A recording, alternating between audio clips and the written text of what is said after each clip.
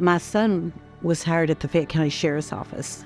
And in 2001, he called me and he said, "Mom, I need you to fix food."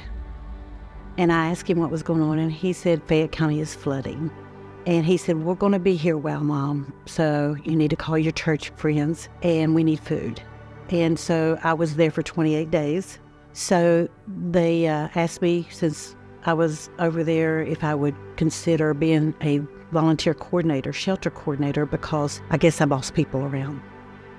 All the flooding we had a couple of years ago where Raynell flooded, she was called to open a shelter for all the people that were being bussed in. This is like 9:30, 10 o'clock at night, and she had the church open. She had people there to unload buses. She had clothes.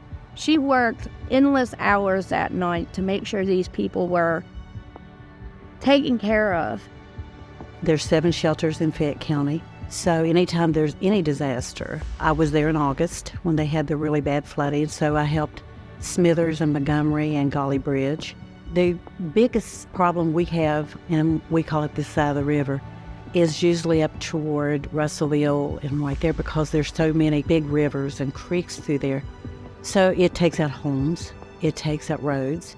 So when they come in, because if it's a flood, then they're wet and they're cold. We let them take hot showers, we give them clothes, and by the time they get here, I have called churches or I have called businesses, and they have food waiting on them.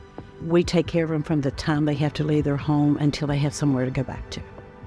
Our biggest thing is when they come in is to sit down and listen to them, because they've just been through a tragedy. So the biggest obstacle is not falling apart yourself and just listening.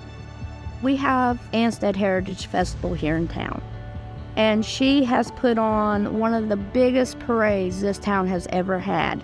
And she did it with, "Hey, we need you in the parade." She's helped organize Veterans Day. She's done Activity Day down at the elementary school for the kids, dressed up as a clown and a pirate, and I think an Easter bunny one time.